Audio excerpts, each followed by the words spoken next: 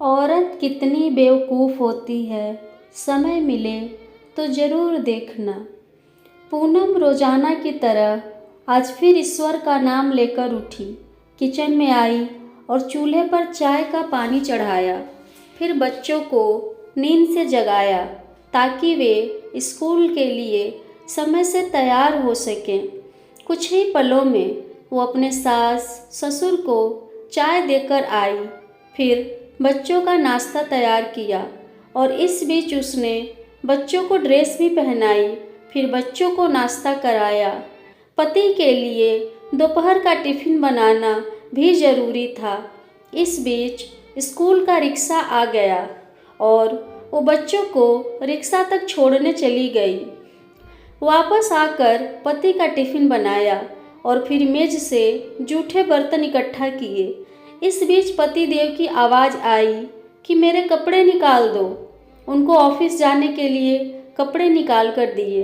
अभी पति के लिए उनकी पसंद का नाश्ता तैयार करके टेबल पर लगाया ही था कि छोटी ननद आई और ये कहकर गई कि भाभी आज मुझे भी कॉलेज जल्दी जाना है, मेरा भी नाश्ता लगा देना। तभी देवर की भी आवाज़ आई कि भाभी नाश्ता तैयार हो गया क्या? पूनम ने कहा, हाँ अभी लीजिए, नाश्ता तैयार है।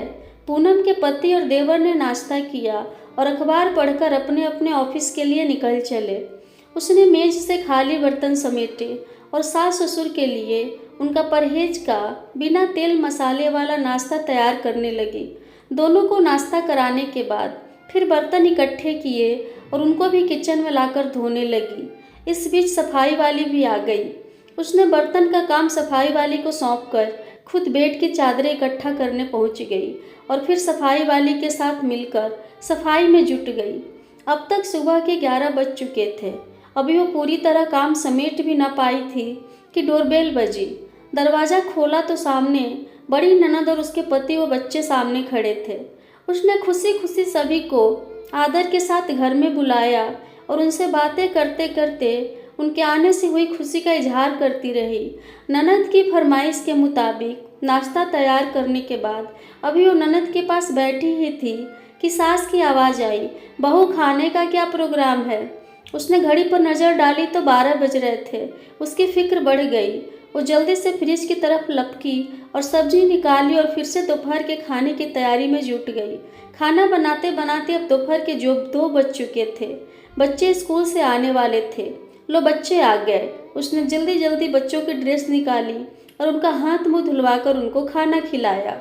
इसी बीच छोटी नंद भी कॉलेज से आ गई और देवर भी आ चुके थे। उसने सभी के लिए मेज पर खाना लगाया और खुद रोटी बनाने में लग गई। खाना खाकर सब लोग फ्री हुए तो उसने मेज से फिर बर्तन जमा करने शुरू कर दिए। अब दोपहर के 3 बज रहे थे। अब उसको खुद को भी भूख का एहसास होने लगा था। उसने रोटी का डब्बा देखा तो उसमें कोई रोटी नहीं बची थी। उसने फिर से किचन की ओर रुख किया। तभी पतिदेव घर में दाखिल हुए और बोले कि आज देर हो गई, भूख बहुत लगी है, जल्दी से खाना लगा दो। उसने जल्दी जल्दी पति के लिए खाना बनाया और मेज पर खाना लगाकर पति को किचन से गर्म रोटी बनाकर लाला कर देने लगी। अब तक 4 बज चुके थे। अभी वो खाना खिला ही रही थी कि पतिदेव ने कहा कि आ जाओ तुम भी खा लो। उसने हैरत से पति की तरफ देखा तो उसे ख्याल आया कि आज मैंने सुबह से कुछ खाया ही नहीं। इस ख्याल के आते ही वो पति के साथ खाना खाने बैठ गई। अभी पहला निवाला उसने मुंह में डाला ही था कि आंख से आंसू निकल आए। पति देव ने उसके आंसू देखे तो फौरन पूछा कि तुम क्यों रो रही हो? वो खामोश रही और सोचने लगी कि इन्हें कैसे बताऊं कि ससुराल में कितनी मेहनत के बाद ये रोटी का निवाला नसीब होता है और लोग इसे मुफ्त की रोटी कहते हैं। पति के बार बार पूछने पर उसने सिर्फ इतना कहा कि कुछ नहीं, बस ऐसे ही आंसू आ गए। पति मुस्कुराए और बोले कि तुम औरतें भी बड़ी बेवकूफ़ होती हो, बिना वजह रोना शुरू कर देती हो। आज की यह कहानी मेरे खुद के अनुभव को बयान करती है, क्योंकि मैं भी एक गृहिणी हूँ। इसलिए आज की कहानी मैं सभी गृहिणियों को सादर समर्पित करती हूँ। अगर आपको आज की कहानी अच्छी लगी हो तो प्लीज़ लाइक करें, शेयर करें और इस कहानी के प्रति आपकी क्या राय है कमेंट करके ज़रूर बताएं। आपका बहुत बहुत धन्यवाद।